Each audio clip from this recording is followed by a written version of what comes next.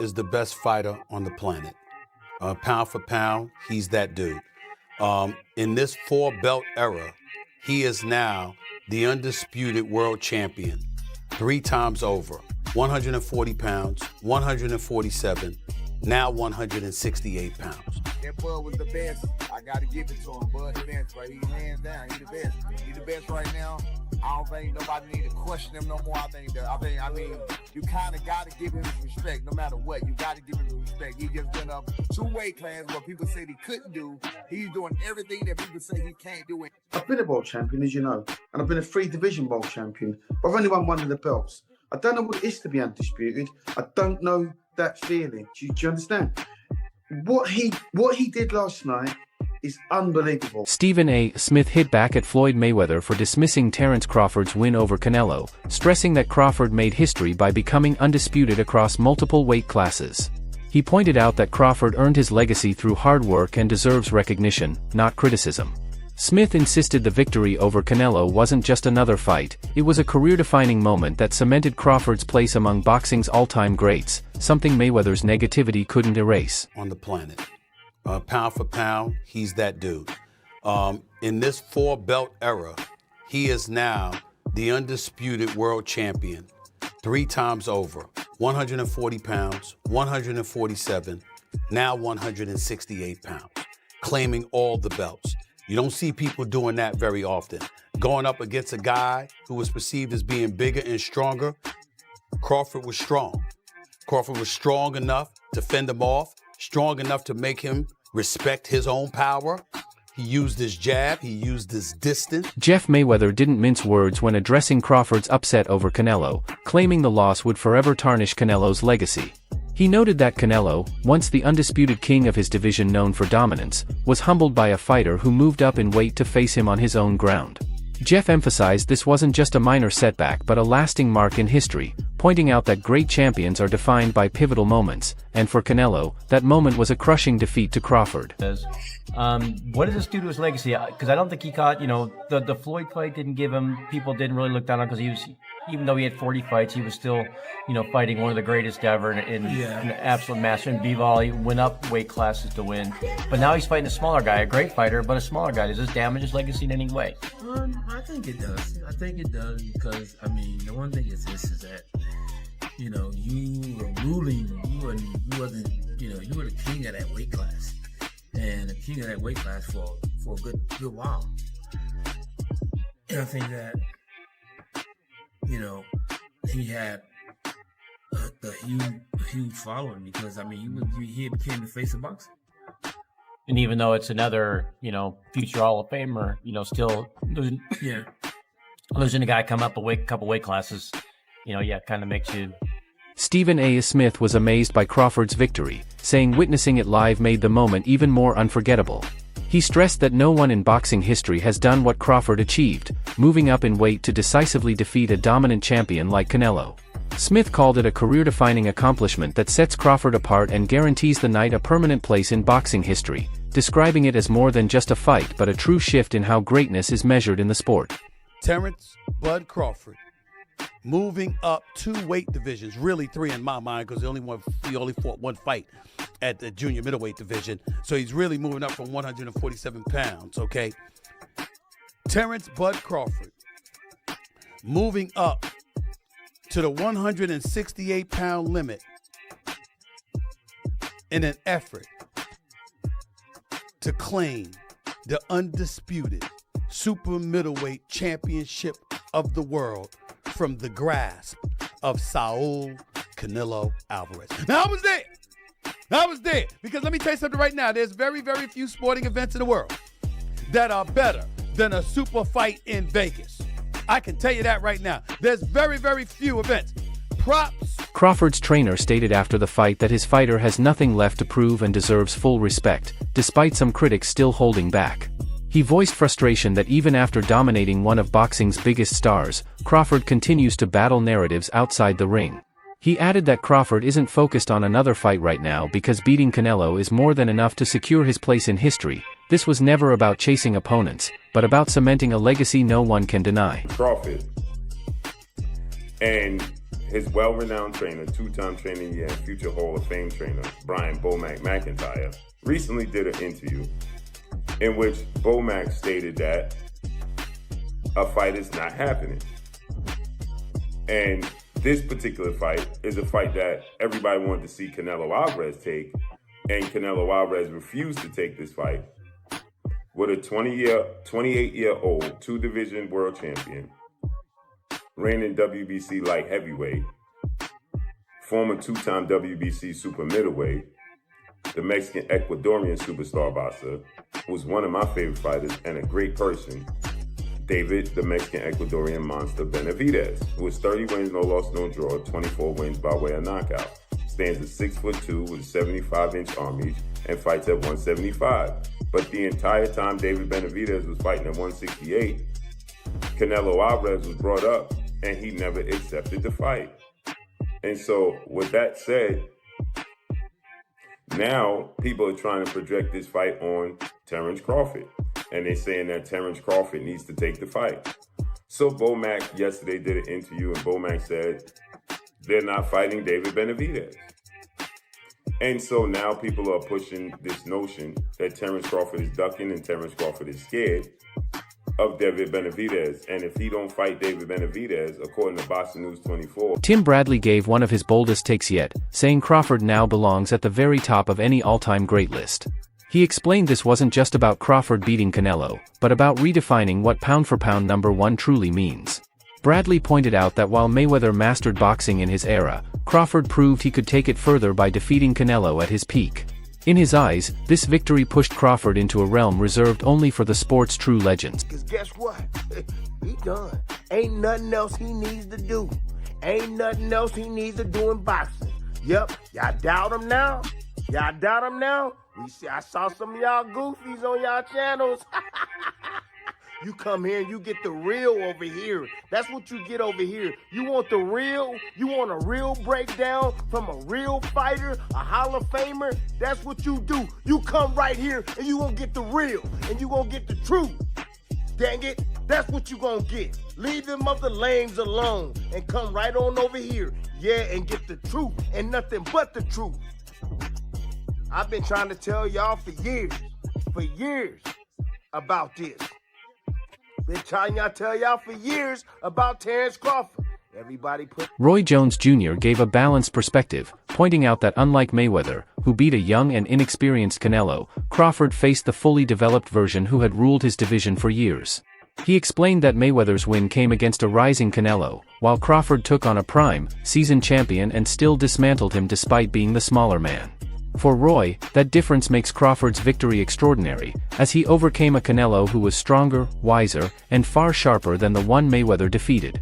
Great in Canelo Alvarez, really 3 weights above his natural weight class. Does that put him in the conversation with the likes of yourself as the greatest fighter of all time? Yes, it does, and the reason it does is because he couldn't get the credibility down in his own weight class, so he went up to go challenge himself to fight it, and he found a very formidable, good opponent. Do you think Canelo Alvarez is on the decline or not? No, I don't think he's on the decline at all. So you think both fighters are still at their peak, even though they're 36, 37? Yeah, I think they're both still at their peak. The age for Crawford would seem like he may be beyond it, but he hasn't had the fights, the tough fights would have put him there. And the years of boxing for Canelo would have put him in a position where they're about equal. So I think they both are pretty much in a great place. I think they're both still in their primes, and this is the best time to see them fight. Duke McKenzie was left amazed, saying Canelo had no answer for Crawford's speed, pressure, and accuracy. He called the performance incredible and one of the most complete displays in modern boxing. McKenzie emphasized that Crawford not only became undisputed but also proved he's nearly unbeatable, even against the toughest opposition. With clear admiration, he said Crawford has set a standard so high that few, if any, fighters will ever match it. Do you understand? What he did last night is unbelievable. He's a 3-time undisputed world champion, and he's beaten the best of the best. Now, for me, there were red flags way before this fight, not way before the fight. You know, in the build-up to this fight, Canelo's body language in the run-up to this fight. You know, he turned up in Vegas in his stretch limo, in his Armani suit. He's had his kids and his wife in the back of the car, and he's got out and he's strolling around like he owns the gaff. Now, All that signified to me was a very comfortable man. He was too comfortable. And Terence Crawford just kept it real from the outset. Tracksuit, no nonsense, went there to win, said what he was going to do, told the world what he was going to do long before the fight. I think he asked for this fight many years ago. There's a discussion he had with Bill Haney, and I think it was him that actually suggested call out Canelo, which he laughed at the beginning, but then it came to fruition, and now it's come to fruition. I mean, what you saw in that fight yesterday, what I watched in that fight yesterday, it was for the purists. It really was, because you really have to try and understand boxing and know what you're looking at. It was the feints. It was the way that he handled the bigger man. It was the little feints, the little side steps, the little flicking with the jabs, hitting him with the head and the body, the little combinations, the little 2s and 3s. And also with Crawford, knowing how to close a round, knowing how to win rounds. Trainer Robert Garcia gave one of the strongest acknowledgments of Crawford's greatness, saying he accomplished more than Mayweather in this context. He pointed out that Crawford dominated Canelo by winning nearly every round and displayed a hunger Floyd never tested at such high risk. Garcia stressed that Mayweather never moved up to beat a bigger champion in this manner, which makes Crawford's victory both unique and historic. For him, this wasn't about stats or titles, but about daring to take risks and succeeding. That's what separates true legends from icons. And he wasn't, I don't see that hunger in him anymore. I don't see those changes anymore. He fights flat-footed, throws one punch at a time. He's not fast anymore, and that's why I picked Crawford by decision. Are you surprised at how easy it was?